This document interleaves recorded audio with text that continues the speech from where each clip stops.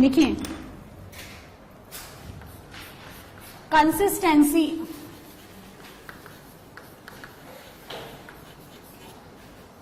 Consistency and non consistency, consistency and non-consistency of system of linear equations by using rank method.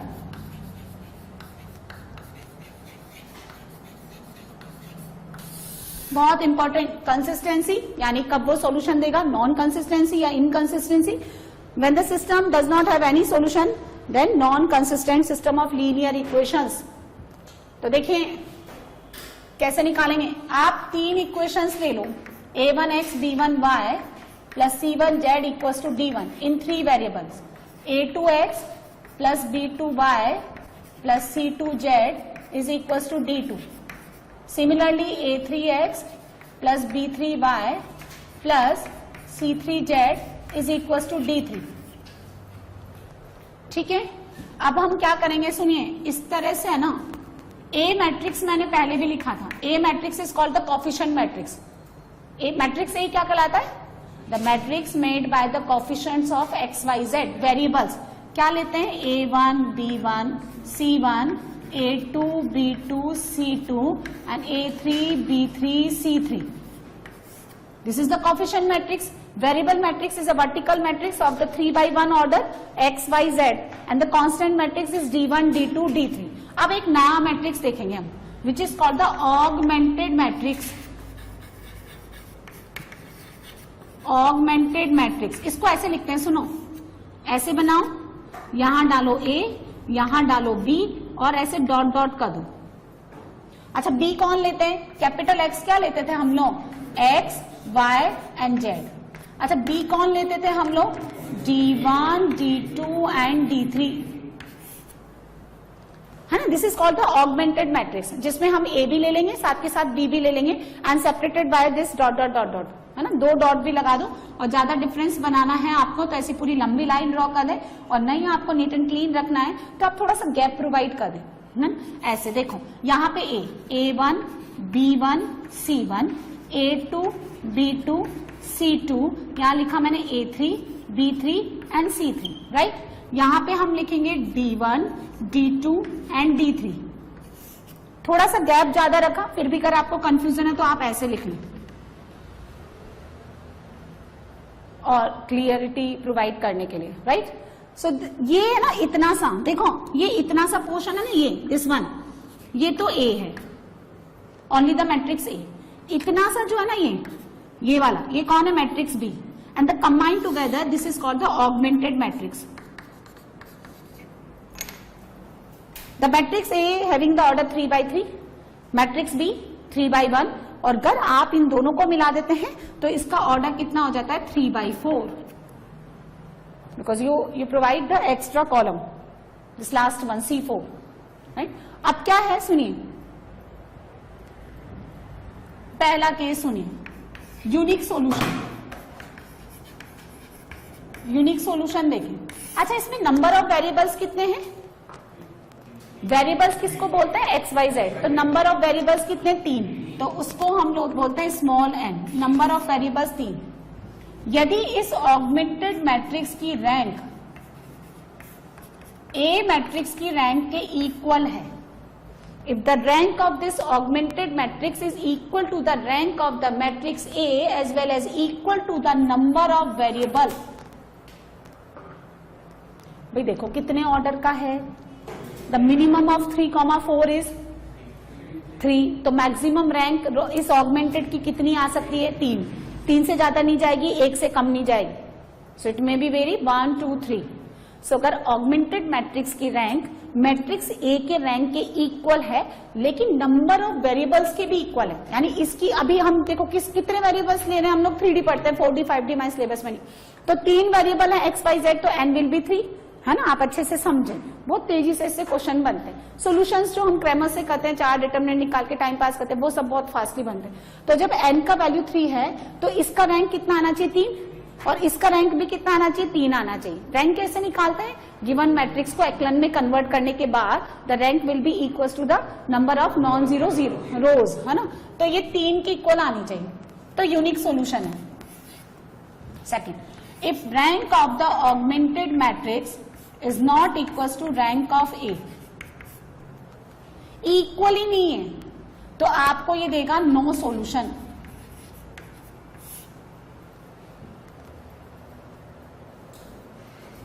बोलो बोलो। And if rank of augmented matrix is equal to rank of A, है ना, and equal to T, but T is less than N.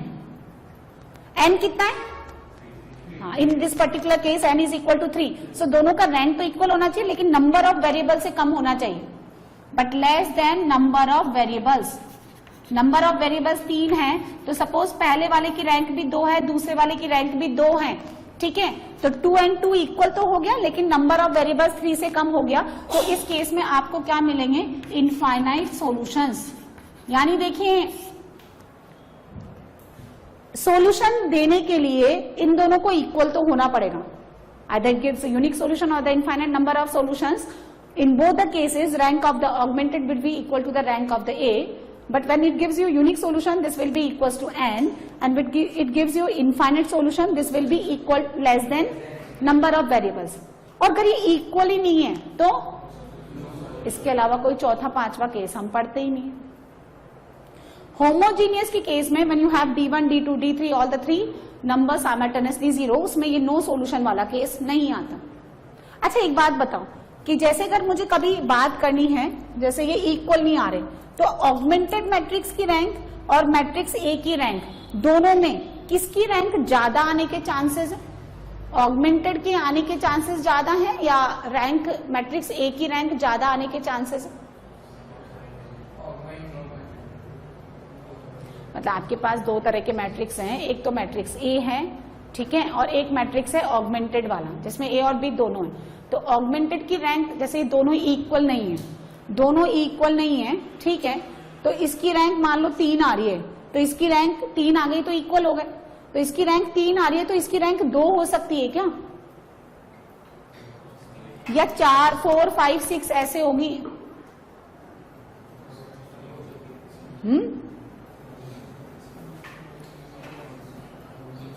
यानी बताऊं augmented की rank ज्यादा होगी या फिर ओनली मैट्रिक्स? आप मेरे चेहरे की तरफ क्या देख रहे हो, यहाँ देखो,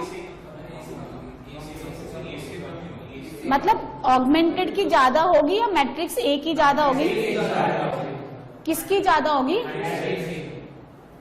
अच्छा हाँ बोलो अंश।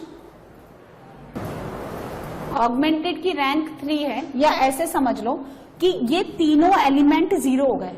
जब आपको ए मैट्रिक्स का रैंक निकालना है, ओनली ए मैट्रिक्स का, तो आप इसको थोड़े ना देखेंगे, आप किसको देखेंगे, सिर्फ इस वाले मैट्रिक्स को।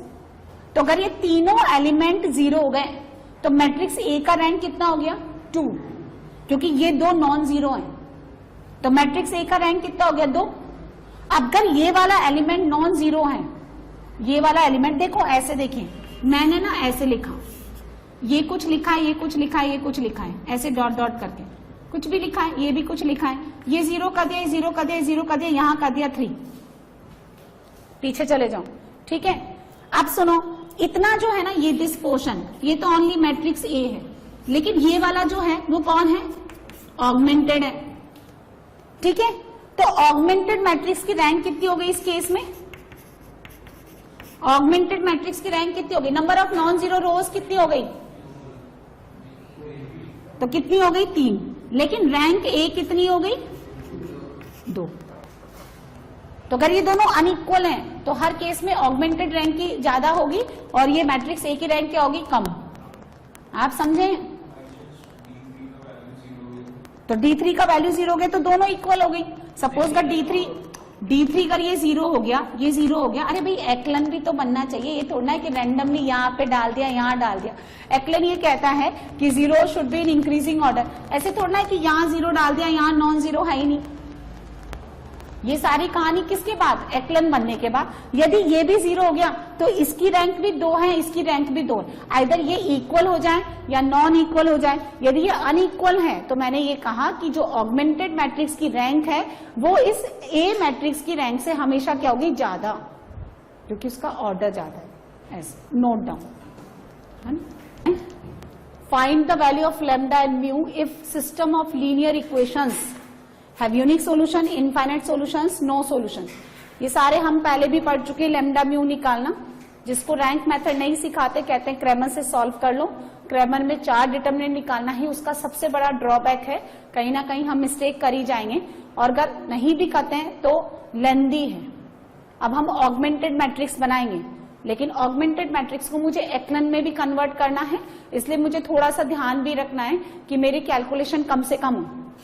यहाँ पे 2 है, यहाँ पे 3 है, और यहाँ पे कितना है 1।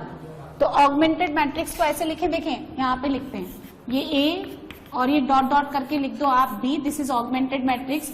इसको पहले लिख लो 1 - 7 8 और 17, फिर आप लिख लो 2। ये मैंने क्या किया, ये सपोज R3 था, वो R1 है, सो मैंने क्या कर दिया, R1 एंड R3 इंटरचेंज। ऐसा करने से कोई फर्क नहीं पड़ता, आप वैसे जाने आप फिजिकली तो कोई फर्क नहीं पड़ता। और हम मैट्रिक्स के फॉर्म में बात करें तो ये हमने क्या कर दिया, रो ट्रांसफॉर्मेशन कर दिया। और property of the rank is the row transformation, the column transformation does not affect the value of rank, right. अब मैं लिख दूंगी 2 - 3 5 और 12। यहां हमने लिखा 3 1 लैम्डा और इधर आ गया म्यू। ये आप चाहें तो ऐसे इसको थोड़ा सा स्पेस दे सकते हैं, नहीं तो पता चल जाता है धीरे धीरे। क्या हुआ, तुमको समझ में आ रहा है? दिखाई नहीं दे रहा, चश्मा भूल गए तुम, तभी तुम आज अजीब से देख रहे हो, तुमको पता ही नहीं एक्चुअली देखना कहाँ है। R2 - 2 R1, क्योंकि मुझे the first non zero element in the R1 is the 1, उसके नीचे का एलिमेंट 0 होना चाहिए। इसको 2 से मल्टीप्लाई करके सब्ट्रैक्ट कर दो, इसको 3 से मल्टीप्लाई करके इसमें सब्ट्रैक्ट कर दीजिए। एक साथ 2 ऑपरेशन लगाइए, R3 - 3 R1। सब लोग यहां से समझ लो, प्रैक्टिस करने के लिए एक क्वेश्चन और मिलेगा अभी देखें। 1 - 7 8 और 17, 2 से मल्टीप्लाई करके सब्ट्रैक्ट करिए 0, यहां कितना आ जाएगा, ठीक है, यहां कितना आ गया, किससे करना, 2 से करना है ना, 2 से किया है तो 16, कितना आ गया 5 - 16 - 11, और इसको 2 से करना है तो 12 - 34, कितना हो गया माइनस का 22। अच्छा 3 से कर लो, अब 3 से मल्टीप्लाई करके घटाया तो ये तो सब्ट्रैक्ट हो गया, ये कितना हो गया 22। समझिए आप, ये हो गया लैम्डा माइनस, और दिस इज म्यू माइनस 51।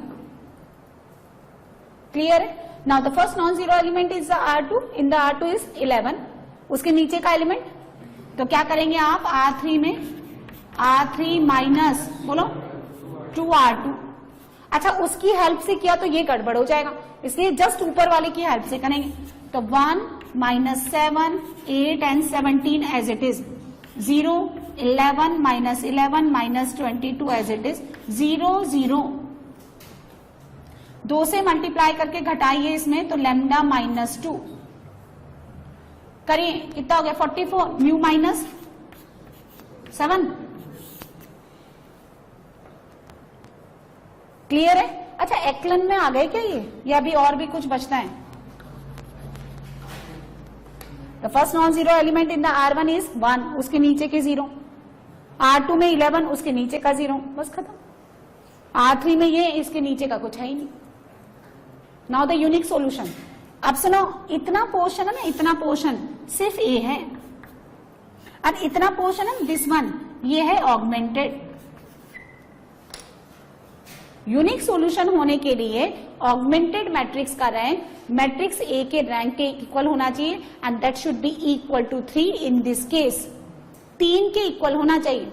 अब 3 ऑगमेंटेड का देखो, ऑगमेंटेड मैट्रिक्स का रैंक मैट्रिक्स ए के रैंक के equal, and that will be equal to a fix value 3 बोलो। सो बोलो अब कंडीशन,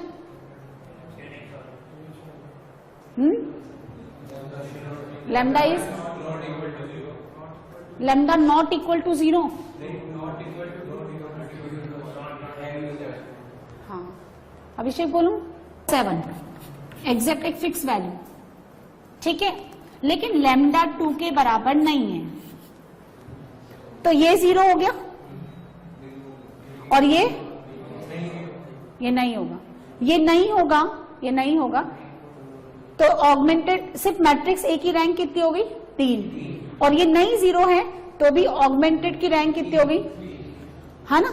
अब म्यू जो है इसको अगर आपने 2 पुट नहीं किया, इसको 2 पुट नहीं किया तो ये 0 नहीं बनेगा। ये 0, यदि ये 0 नहीं है तो मैट्रिक्स ए की रैंक भी 3 रहेगी और मैट्रिक्स ऑगमेंटेड की भी रैंक कितनी रहेगी 3। तो फिर इस पे डिपेंड ही नहीं करना, इसका मतलब म्यू कितना आएगा, एनी रियल नंबर। क्योंकि अगर ऑगमेंटेड मैट्रिक्स की रैंक 3 है तो मैंने आपको पहले भी कहा, सॉरी मैट्रिक्स ए की रैंक का 3 बना दिया आपने, तो ऑगमेंटेड की उससे कम नहीं आएगी, या तो उसके इक्वल आएगी या उससे ज्यादा आएगी, 3 से ज्यादा आ नहीं सकती। या तो आप इसकी रैंक कम करो, किसकी, मैट्रिक्स ए की, तो ऑगमेंटेड ज्यादा हो जाएगी। मैक्सिमम रैंक इस केस में कितनी बनेगी, 3 ही बनेगी।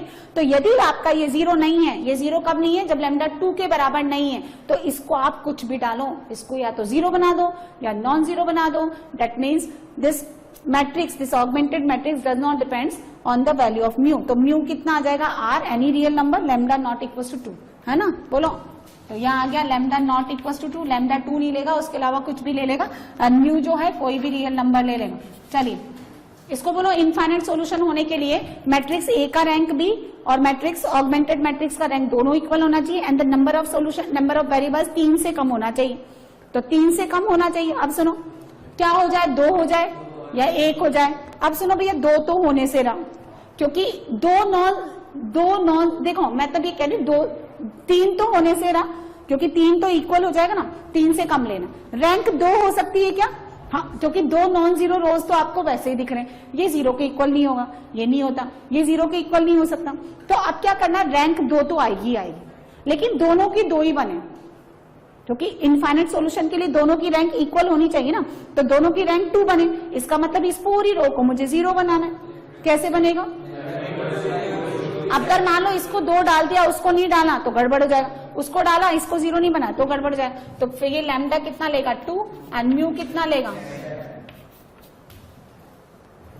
अब जब सुनो मेरी बात सुनो, इसको क्रैमर से रिलेट करके पढ़ते हैं हम लोग। जब आपने इसको 2 डाल दिया तो ये 0 हो गया, इसको आपने ये डाल दिया तो 0 हो गया। अब जब ये पूरा 0 हो गया तो डिटर्मिनेंट ऑफ ए 0 हो गया। कहते हैं ना वहां डेल्टा 0 होना चाहिए इनफाइनाइट सॉल्यूशन के लिए। और जब आप इसको भी 0 बना दिया इस वाले को, तो ये भी पूरा 0 हो गया। तो डेल्टा 1, डेल्टा 2, डेल्टा 3, डेल्टा 4 ये सारे भी 0 हो जाएंगे, जो भी है 3 ही तो लेते हैं। चलो नो सॉल्यूशन के लिए, नो सॉल्यूशन के लिए इनकी रैंक इक्वल ही नहीं होनी चाहिए। तो ऑगमेंटेड की मुझे ज्यादा रखनी है ना। तो लैम्डा को तो कितना कर दूं मैं, लैम्डा को 2 रखते ही ऑगमेंटेड की मैट्रिक्स ए की रैंक कितनी हो गई, मैट्रिक्स ए की रैंक 2, क्योंकि इसके तीनों एलिमेंट 0 हो गए। तो सिर्फ इतना सा देखो, लेकिन ऑगमेंटेड की रैंक मुझे 3 रखनी है। तो ऑगमेंटेड मैट्रिक्स की रैंक यदि 3 रहे तो फिर म्यू क्या नहीं होगा। So lambda 2 and mu not equal to 7। ये क्लियर है, नोट डाउन। कोई 3 लीनियर इक्वेशंस की बना आपको 3 वेरिएबल्स में लैम्डा एंड म्यू, उन्हीं 3 कंडीशंस के लिए आपको लैम्डा एंड म्यू निकालना। एक्लन फॉर्म बनाओ, लिखो ऑगमेंटेड मैट्रिक्स लिखिए ऐसे। A11 जो है ना, A11 उसको हमेशा 1 रख लिया करो, कैलकुलेशन इजी रहती है। उसके लिए आप चेंजेस भी कर सकते हो, तो इसमें तो जरूरत नहीं पड़ती। 1 1 1 6 1 2 3 10 एंड 1 2 लैम्डा एंड म्यू। बोलो ये लिखना आया, इसमें किसी को डाउट है, ऐसे डॉट डॉट कर दें आप। अब क्या करेंगे, R2 में बनाओ R2 minus R1 and R3 में भी क्या करें आप, directly subtract R3 minus R1 बनाओ। 1 1 1 6 0 0 सब्ट्रैक्ट कर दीजिए 1 2 एंड 4 सब्ट्रैक्ट कर दीजिए 1 lambda minus 1 and mu minus 6। यहां तक हो गया।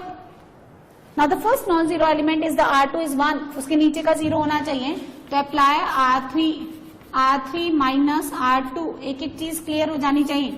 सो 1 1 1 6 0 1 2 4 0 0 lambda minus 3 mu minus 10। एक्लन form बनाने में कमांड होना चाहिए,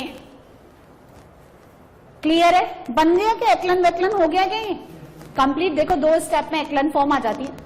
यूनिक सॉल्यूशन बनने के लिए बोलिए, पहला यूनिक सॉल्यूशन बनने के लिए बोलिए आप, आंसर बोलिए। दोनों का रैंक इक्वल होना चाहिए और 3 के इक्वल होना चाहिए, है ना? तो ये तो इतना सा जो है ना, ये पूरा मिला के तो ऑगमेंटेड है, और इतना वाला ओनली मैट्रिक्स ए है। So lambda not equal to 3, lambda का 3 के इक्वल हुआ तो मैट्रिक्स ए का रैंक 0 कितना हो जाएगा? 2 हो जाएगा, और म्यू बिलोंग्स टू आर। कुछ भी हो उसकी रैंक 3 हो गई तो उसकी रैंक 3 आनी है, ऑगमेंटेड की कम नहीं होती है। सेकंड, इनफाइनाइट सॉल्यूशन के लिए बोले लैम्डा भी 3 के बराबर और म्यू भी 10 के इक्वल, है ना? तो इस केस में augmented matrix rank of the augmented matrix is rank of A is equal to 2। Now for the no solution के लिए बोलिए ऑगमेंटेड मैट्रिक्स की रैंक ज्यादा होनी चाहिए और मैट्रिक्स ए की कम। मैट्रिक्स ए की कम क्या यानी 2 बननी चाहिए और ऑगमेंटेड की 3 बननी चाहिए। तो ऑगमेंटेड की 3 बने उसके लिए ये 3 बने, उसके लिए म्यू क्या होना चाहिए? Not equal to 10। And matrix A की रैंक 2 बने उसके लिए लैम्डा को फिक्स वैल्यू लेनी पड़ेगी 3। इजी ना? इजी आपको नजर आना है? चलिए पूरा मिटा दो सर, ये सब अपने आप बनाएंगे। क्वेश्चन नंबर 3 बनाइए। अगेन द 3 इक्वेशन आपको गिवन है। नो सॉल्यूशन होने के लिए सिर्फ एक केस ले लिया मैंने, जो 3 केस होते हैं ना उसमें एक केस ले लिया। सो लैम्डा निकालना। देखिए ऑगमेंटेड मैट्रिक्स लिखो इस तरह से 1 minus 2 1 1 minus 2 1 minus 2 minus 2 1 1 1 1 1 lambda and this is 4। Now R2 में क्या करेंगे? R2 plus 2R1 and R3 में R3 माइनस R1 सब्ट्रैक्ट करें 1 माइनस 2 1 माइनस 2, 2 से मल्टीप्लाई करके ऐड कर दें 0, 2 से मल्टीप्लाई करके ऐड करिए -3, यहाँ पे 3, 2 से मल्टीप्लाई करके ऐड करिए -3, सब्ट्रैक्ट कर दीजिए 0, यहाँ सब्ट्रैक्ट करिए 3, यहाँ बनेगा लैम्डा -1, यहाँ बनेगा 6। ये नॉन जीरो एलिमेंट है। अरे दिखता है ना, 0 एंड नॉन जीरो तो दिखता है ना। इन the R2 first non zero element -3, उसके नीचे का क्या होना चाहिए? 0। कैसे बनाएंगे 0 बोलो? R3 में क्या करेंगे आप? प्लस R2 जोड़ देंगे, बहुत बढ़िया। तो कितना बनेगा? 1 minus 2 1 minus 2 0 minus 3 3 minus 3, add कर दीजिए 0 0, ऐड करिए लैम्डा प्लस 2 एंड 3। आपको क्या बोला? इसके कोई सॉल्यूशन नहीं आने चाहिए, कोई सॉल्यूशन नहीं आने चाहिए। अच्छा ऑगमेंटेड मैट्रिक्स है ना, ऑगमेंटेड मैट्रिक्स इसकी रैंक तो हमेशा 3 ही रहेगी क्योंकि ये तो कभी 0 होगा ही नहीं। लेकिन नो सॉल्यूशन बनने के लिए मुझे क्या करना पड़ेगा? जो मैट्रिक्स ए है उसकी रैंक इससे कम लानी पड़ेगी, यानी नॉट इक्वल टू। तो मैट्रिक्स ए की रैंक 2 बन जाए। ऐसा कब पॉसिबल है? जब ये एलिमेंट 0 बना दो। तो लैम्डा क्या होना चाहिए?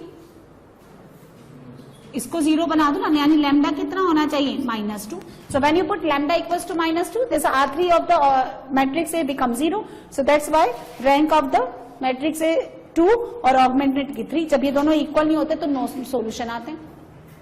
और अगर यहाँ पे लैम्डा -2 के इक्वल नहीं है तो यूनिक सॉल्यूशन आ जाए। एंड इसमें इनफाइनाइट सॉल्यूशन का कोई केस नहीं है। क्यों? क्योंकि ये तो कभी 0 बनेगा ही नहीं। इस तरह से ये मेथड अच्छा लगा? कितना तेजी से आपको देता है देखिए। अभी और क्वेश्चन बनाएंगे, नेक्स्ट बनाएंगे। नेक्स्ट में फिर बोल रहा है यूनिक सॉल्यूशन के लिए। तो देखो एक तरीका ये भी है, यूनिक सॉल्यूशन होने के लिए डिटर्मिनेंट 0 नहीं होना चाहिए, है ना।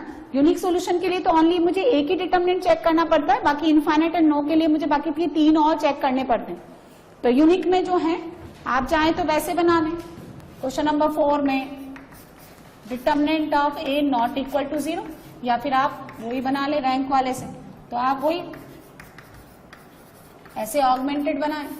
तो 1 1 माइनस 1 6 लिखो, 1 2 minus 3 40, 1 2 minus 3, then 2 5 minus lambda, और यहां पे 9। The first non-zero element in the R1 is 1 and below of these, along this column C1, ये सारे एलिमेंट 0 होने चाहिए। तो R2 minus R1 and R3 minus 2R1। Apply these two operation, 1 1 minus 1 6, 1 2, यहाँ पे कितना हो गया 0, यहाँ पे 1, सब्ट्रैक्ट करिए माइनस 2, 14 माइनस 6, हाँ 2 से मल्टीप्लाई घटा दो, यहाँ पे बचेगा 3, यहाँ से कितना हो गया सब्ट्रैक्ट किया तो 2 माइनस लैम्डा, और 2 से मल्टीप्लाई करके 9 माइनस 12 माइनस 3। फिर लगाओ R3 minus 3 R2। The first non zero element in the R2 is 1, इसके नीचे का एलिमेंट 0 करना है मुझे, 3 से मल्टीप्लाई करके सब्ट्रैक्ट कर दें।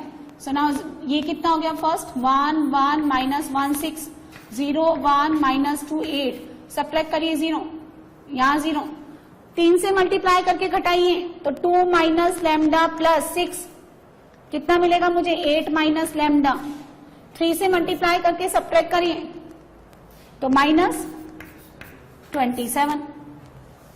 यूनिक सॉल्यूशन होने के लिए क्या होना चाहिए बोलिए, lambda not equal to equal to, हाँ नॉट इक्वल टू 8।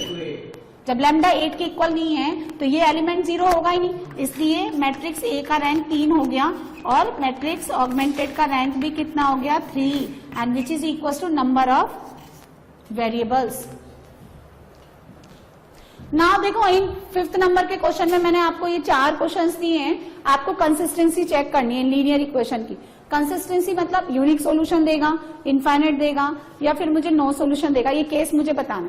और उसके बाद यदि इसका यूनिक सॉल्यूशन आते हैं तो आप मुझे सॉल्व करके भी बताएं without calculating any 3-4 determinants using the rank method. यानी सिस्टम ऑफ लीनियर इक्वेशंस ये होता है solution of system of linear equations bye rank method. मैं आपको 2 मेथड ऑलरेडी पढ़ा चुकी है, एक तो क्रैमर रूल और दूसरा matrix method AX equal to B, where X is equal to A inverse B, है ना, ये तीसरा मेथड। तो जहां पे सॉल्यूशन आए वहां पे आप मुझे निकाल के बता दें। कंसिस्टेंसी बतानी है आपको, ठीक है। तो ऑगमेंटेड मैट्रिक्स लिखो आप, 1 1 1 माइनस 3, है ना, चाहे तो इसको ऊपर लिख लो 2 4 7 7 और 3 1 minus 2 minus 2। Clear? Now convert into एक्लन form, R2 minus 2 R1 and R3 minus 3 R1. So the matrix convert into 1 1 1 minus 3 0 0. Multiply by 2 and subtract from the R2. कितना हो गया 2 5, कितना हो गया 7 और 6 13, 3 से मल्टीप्लाई करके घटा दो -2 -5, 3 से मल्टीप्लाई करके घटा देंगे तो कितना आ जाएगा प्लस का 7, -2 + 9 + 7। अब क्या करेंगे, अब करेंगे ये R3 प्लस R2, कितना बनेगा 1 1 1 -3, 0 2 5 13। ऐड कर दीजिए नीचे वाले में, ऐड करिए 20।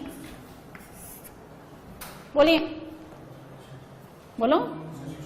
हाँ, मैट्रिक्स ए का रैंक 2, ऑगमेंटेड मैट्रिक्स का rank 3। These two ranks are not equal, so no solution.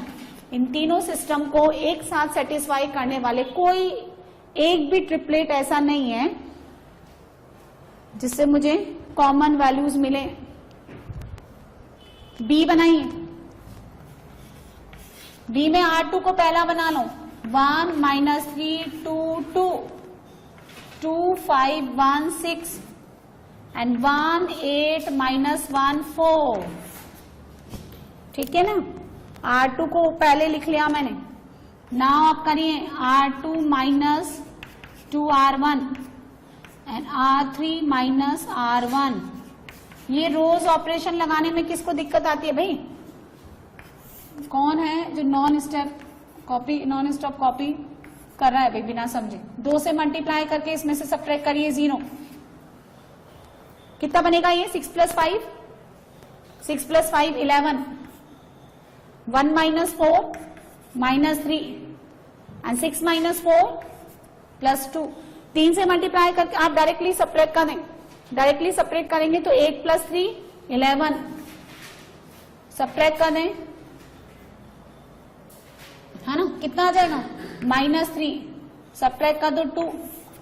The second non R2 के अंदर फर्स्ट नॉन जीरो एलिमेंट 11, उसके नीचे का R3 माइनस क्या करूं मैं?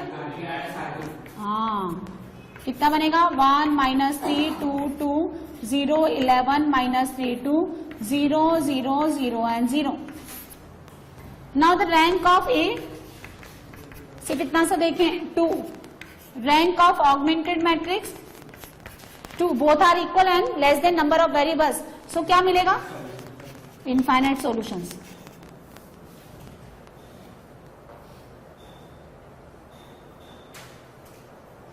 अच्छा, कैसे निकालें इनफाइनाइट सॉल्यूशन? कैसे निकालें इनफाइनाइट सॉल्यूशन? ऐसे देखो, यहां देखो, मैं निकाल भी देती हूं। ये पूरा कौन है? ए।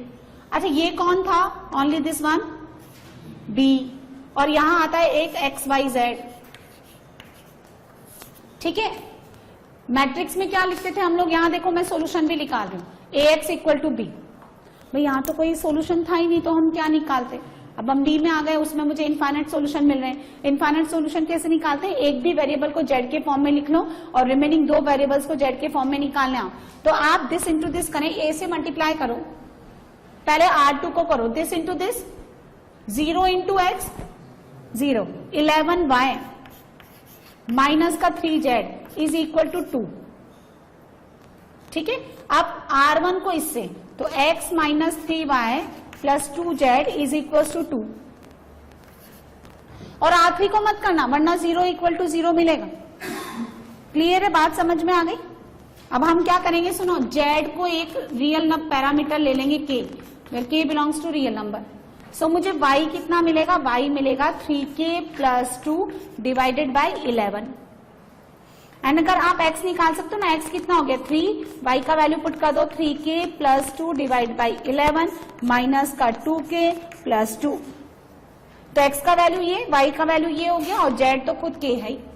And for the infinite values of the z we will get the infinite values of x y also. ठीक है ना? ऐसे सी बनाओ। हाँ, मैट्रिक्स मल्टीप्लीकेशन 1 2 1 1 2 1 7। ठीक है, फिर 1, सुनो, y का कोफिशिएंट नहीं है यहाँ, तो 0 3 इज 11, यहाँ 2 माइनस 3 0 एंड 1। ये ऑगमेंटेड मैट्रिक्स लिखा मैंने।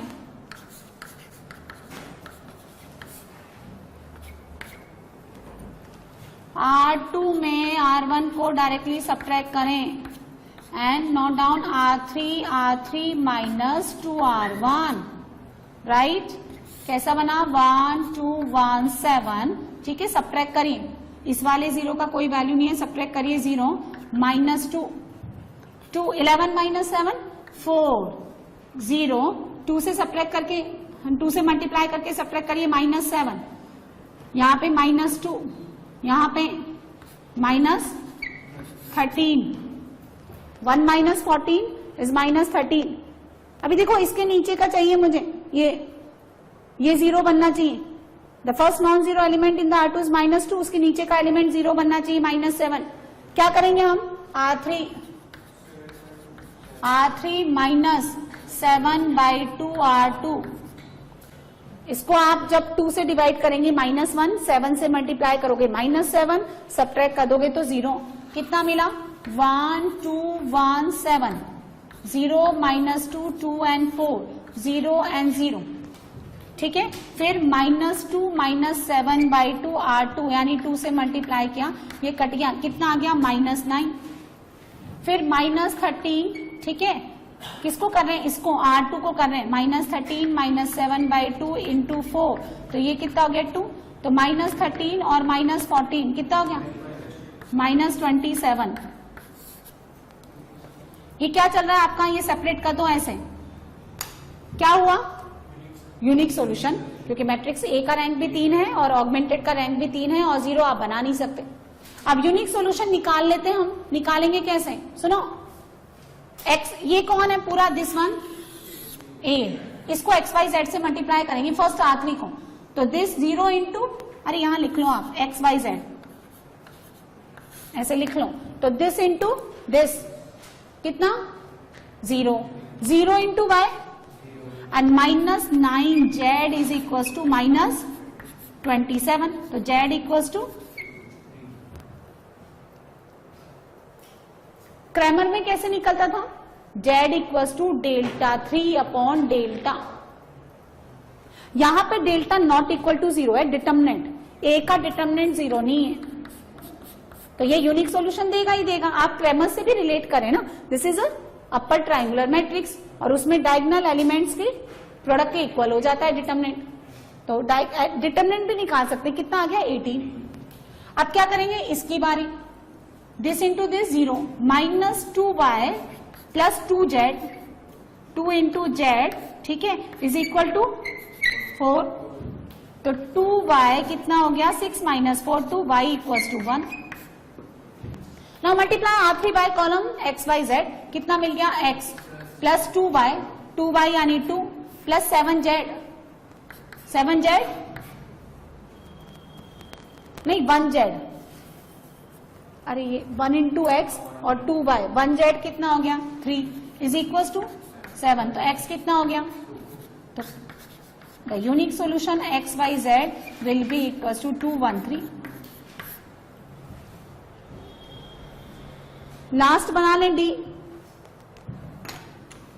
ये बनाओ, D बनाओ वही ऑगमेंटेड मैट्रिक्स लिखो, 1 1 1 1, 2 2 2 3 3 3 3 4, और अप्लाई करो R2 में, R2 minus 2 R1 and in R3 minus 3 R1 बनाइए। 1 1 1 1, 2 से मल्टीप्लाई करके करेंगे तो 0 0 0 और 1, 3 से मल्टीप्लाई करके the first non zero element in the R2 is 1, उसके नीचे का 0 होना चाहिए, तो क्या करिएगा आप?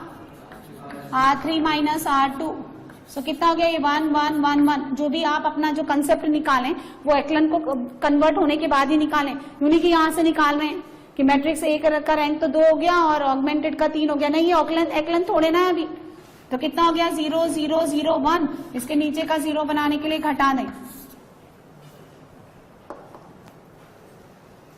आ गई बात समझ में? 1 माइनस 1 करने पे कितना आ गया? अभी आप मुझे बताइए ऑगमेंटेड का रैंक कितना है? 2, और मैट्रिक्स का हाँ इसका मैट्रिक्स ए का 1, इतना सा देखते हैं बस, तो नो सॉल्यूशन। और देखो पैरेलल प्लेन से ही इसका DR डायरेक्शन रेशियो बोलते हैं, मतलब प्लेन का डायरेक्शन उसके नॉर्मल के अलोंग जाता है भाई। इसका डायरेक्शन कितना है? 1 1 1, इसका डायरेक्शन 2 2 2, 2 2 2 को 1 1 1 लिख सकते हैं भाई, और 3 3 3 को 1 1 1, तो पैरेलल प्लेन से ही, एंड पैरेलल प्लेन्स कभी भी इंटरसेक्ट नहीं करते, दैट्स व्हाई नो सॉल्यूशन। और सुनो, यदि यहां लिखा रहता x plus Y plus Z equals to 1, 2x plus 2y plus 2z equals to 2, 3x plus 3y plus 3z equals to 3, तो उस केस में इनफाइनाइट सॉल्यूशन आते हैं। इन दैट केस ये पैरेलल प्लेन नहीं, कॉन्सिडेंट प्लेन कहलाते हैं। and when the three plane coincide of each other it gives you infinite number of solutions, right? तो इस तरह से ये मैंने आपको रैंक बताया, रैंक कैसे निकालते हैं मैट्रिक्स की, एक्लन फॉर्म कैसे कन्वर्ट करते हैं, और रैंक निकालने के बाद लैम्डा म्यू के क्वेश्चंस में उसका कंसेप्ट कैसे यूज करते हैं, सिस्टम ऑफ लीनियर इक्वेशंस को रैंक मेथड से कैसे सॉल्व करते हैं वो भी मैंने बताया। मैट्रिक्स